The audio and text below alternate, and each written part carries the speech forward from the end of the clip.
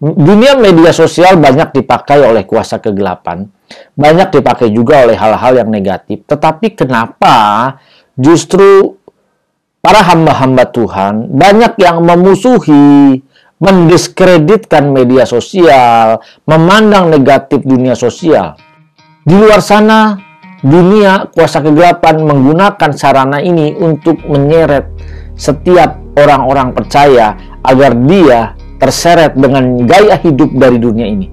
Kenapa justru kita para hamba-hamba Tuhan tidak berani masuk di dalam media sosial ini, melayani setiap umat Tuhan, menjaga, memberikan konten-konten yang positif terhadap generasi-generasi penerus kita, di mana nanti ke depan generasi-generasi penerus ini akan lebih banyak bermain di konten-konten seperti ini. Mereka akan lebih banyak bermain di dalam media sosial. Jadi kalau kita anti, terus kita memberikan pandangan negatif terhadap media sosial, pandangan negatif terhadap gadget, secara tidak langsung kita membiarkan generasi penerus di bawah kita hancur dengan hal ini.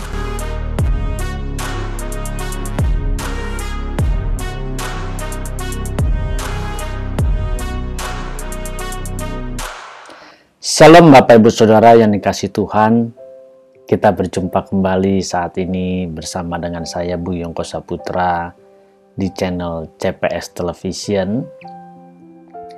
Mari bagi Bapak Ibu Saudara yang baru pertama kali mengunjungi channel ini dan yang belum pernah mengklik subscribe, ayo dukung channel ini dengan klik tombol subscribe, klik gambar loncengnya, dan pilih semua notifikasi agar ketika ada video-video yang terbaru yang diupload di channel ini, Bapak Ibu Saudara dapat menerima notifikasinya. Belakangan ini ramai dan banyak diperbincangkan, bahkan mungkin banyak yang bertanya ya ke saya, kamu pansos ya?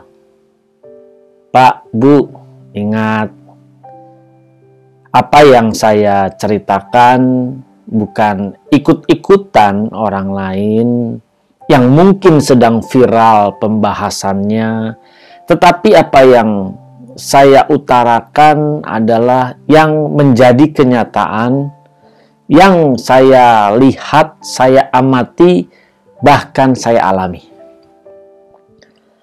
Jadi hal-hal yang saya ceritakan ini semua ya bukan teori. Ya saya mungkin bukan orang seperti teolog-teolog lain yang canggih-canggih cara berpikirnya, yang mungkin mengupas ayat-ayat. Ingat ya, bukan berarti tidak penting belajar. Justru buat saya pribadi, saya menyelesaikan studi S1, S2, S3, setelah saya menyelesaikan studi S3, saya justru merasa kok ilmu yang sudah ada ini membuat saya merasa bukan apa-apa. Kenapa? Ilmu itu penting, studi itu penting, itu membuat kita mengerti, memahami secara benar. Tetapi yang menjadi bukan apa-apanya itu ternyata kita jauh dari apa yang kita ketahui itu.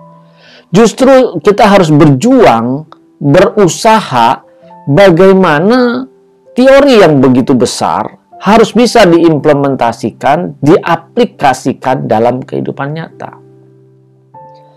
Di sini saya mengingatkan, mengajak kepada Bapak Ibu teman-teman yang mungkin juga membuat konten-konten seperti ini. Ayolah, jangan takut. Jangan berpikir bahwa kita ini pansos, bukan ya. Tapi kembali semua, ya ada juga sih memang orang yang akhirnya pansos gitu ya. Tapi semua kembali kepada motivasi. Dan hanya kita masing-masing dengan Tuhan yang tahu apakah kita mau pansos untuk ikut naik atau kita mau membagikan. Jadi di sini perlu kembali kita memeriksa diri kita. Apakah kita benar-benar pansos atau justru kita mau menyampaikan kebenaran. Jadi jangan sampai apa yang kita lakukan terhenti karena merasa tertuduh, merasa disalahkan. Kalau saya cukup dengan tersenyum, kenapa? Karena saya tidak merasa melakukan seperti itu. Saya menyampaikan kebenaran, menyuarakan kebenaran dari sisi aplikasinya dalam kehidupan kita sehari-hari. Kalau berbicara teori, sudah terlalu banyak teolog jago, hebat berbicara teori. Tetapi untuk praktek ini yang perlu untuk kita angkat, untuk perlu kita bahas. Karena saya yakin Bapak Ibu Saudara, para jemaat Tuhan yang dikasihi Tuhan, pasti membutuhkan cara-cara, langkah-langkah yang konkret di dalam kehidupan ini secara prakteknya, secara aplikatifnya, apa yang harus kita lakukan dalam kehidupan ini. Dan semua contoh-contoh yang atau ilustrasi-ilustrasi yang diambil di sini, ini bukan ilustrasi karangan, tetapi justru ilustrasi ini untuk mendukung agar kita mampu menangkap apa yang menjadi pesan. Nah, ini memang bukan hal yang mudah, Bapak Ibu Saudara. Makanya di sini saya mengajak, ayo koreksi hati kita, pikiran kita. Jangan takut dengan apapun itu, mau kata omongan orang. Tetapi harus disadari juga ya, ketika Bapak Ibu Saudara mungkin bermain di konten kreator seperti ini, harus sadar efeknya. Banyak yang menghujat, banyak yang mungkin menyerang kita, banyak juga yang mungkin memberikan masukan-masukan. Nah, saya berterima kasih buat teman-teman yang sudah memberikan masukan, bahkan bisa menjadi sebuah konten gitu ya, dimana konten itu juga memberkati Bapak Ibu Saudara, sehingga kita bisa sama-sama belajar, sama-sama menjadi cerdas, sama-sama bertumbuh di dalam kebenaran. Kalau kita bicara teori itu gampang Bapak Ibu Saudara, gampang banget. Orang-orang yang sekolah teologi yang dikatakan dia sebagai teolog, jago lah. Tetapi kita harus bisa bagaimana mengungkapkan praktek-praktek realita dalam kehidupan sehari-hari kita. Nah ini, karena ketika kita ada di dunia sekuler, ya, dunia marketplace tepatnya gitu, atau di dalam dunia bisnis, itu banyak hal-hal yang sulit bagaimana kita harus mengambil sebuah keputusan, mengambil sebuah tindakan supaya kita menyukakan dan menyenangkan hati Tuhan. Itu tidak mudah. Kita diperhadapkan kepada sebuah challenge, sebuah tantangan. Di satu sisi kita juga harus menyukakan dan menyenangkan hati Tuhan. Bicara teori untuk hal ini mudah Bapak Ibu Saudara, tetapi di dalam prakteknya tidak mudah. Justru kita butuh bantuan dan dukungan daripada Roh Kudus. Kita butuh hikmat dari Tuhan, hikmat dari surga, apa yang harus kita ambil lakukan. Ketika kita mengambil sebuah keputusan A, pasti ada yang tidak suka, pasti ada yang menyerang. Ketika kita ambil keputusan B, pasti ada yang menyerang, pasti ada yang tidak suka. Sama ketika kita mungkin melayani dari media sosial seperti ini, banyak orang juga yang tidak suka, tetapi juga banyak yang suka. Jadi kita harus membersihkan hati sendiri, membersihkan motivasi diri kita sendiri. Jangan terpengaruh dengan semua itu. Jangan terpengaruh juga mungkin kalau ada orang yang memberikan kritikan, masukan, mungkin komen-komen yang negatif. Ya, anggaplah itu semua untuk pembelajaran kita. Semakin kita bertumbuh dan kita menghargai setiap orang, setiap kepala itu punya isinya masing-masing. Setiap orang punya pandangan atau cara pandangnya sendiri-sendiri. Betul nggak? Ya pasti juga dengan konten-konten saya ini banyak yang suka dan banyak juga yang tidak suka. Tetapi di sini ya kita mau melayani, saya juga mau men-sharekan, melayani, menyampaikan apa yang dialami. Gitu ya. Jadi Bapak Ibu Saudara, ayolah kita tetap jaga hati kita. Dan juga jangan ketika kita melihat ada orang lain yang mungkin lebih maju. Oh, kontennya kok lebih rame. Oh, kontennya kok lebih berhasil.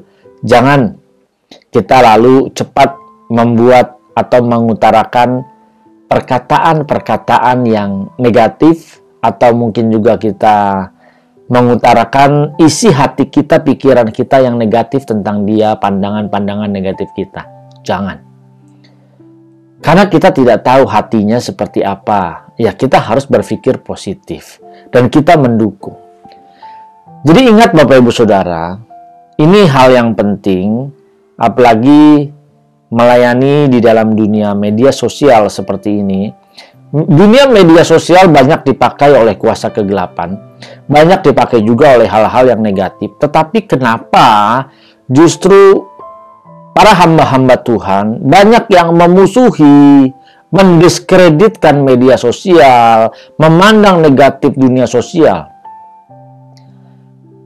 Maksud saya memandang negatif dunia media sosial, gadget segala macam. Banyak di luar sana dunia kuasa kegelapan menggunakan sarana ini untuk menyeret setiap orang-orang percaya agar dia terseret dengan gaya hidup dari dunia ini. Kenapa justru kita para hamba-hamba Tuhan tidak berani masuk di dalam media sosial ini, melayani setiap umat Tuhan, menjaga, memberikan konten-konten yang positif terhadap generasi-generasi penerus kita, di mana nanti ke depan generasi-generasi penerus ini akan lebih banyak bermain di konten-konten seperti ini. Mereka akan lebih banyak bermain di dalam media sosial. Jadi kalau kita anti, terus kita memberikan pandangan negatif terhadap media sosial, pandangan negatif terhadap gadget, secara tidak langsung kita membiarkan generasi penerus di bawah kita hancur dengan hal ini. Justru berarti kan ketika kuasa kegelapan, bahkan ya ada orang-orang yang dari media sosial saja dia mau melakukan pesanan santet lah, pesanan hal-hal yang negatif lah. Banyak hal gitu loh yang bisa dia lakukan. Dia menggunakan cara ini.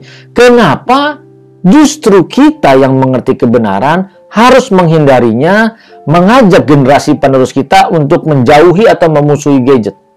Percuma Bapak Ibu Saudara. Ini sudah dunia mereka. Justru kita harus memikirkan bagaimana supaya ini bisa kita isi dengan kebenaran-kebenaran. Makanya, perbanyaklah konten-konten yang berbau suara kebenaran di dalam media sosial. Janganlah cepat kita mengkritik, janganlah cepat kita mendiskreditkan orang lain. Jadi kalau kita melihat teman-teman kita berhasil, ayo dukung. Kalau saya prinsipnya begitu. Ada teman saya, YouTuber, dan dia membahas juga tentang kebenaran, saya dukung. Saya tonton, saya like, kita support. Kenapa? Ini penting buat ke depannya. Karena nanti ketika kita mati ya Bapak Ibu Saudara, kan masih ada anak cucu di bawah kita nih, generasi penerusnya, yang mereka akan ada di dalam dunia ini, bahkan nanti mungkin lebih canggih lagi.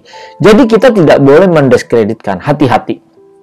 Ya, terkadang banyak sih teman-teman yang ketika mereka sudah memulai melayani dalam hal ini, akhirnya dia mundur, akhirnya dia padam, dia tidak lagi lakukan. Karena apa? Karena takut dibilang pansos.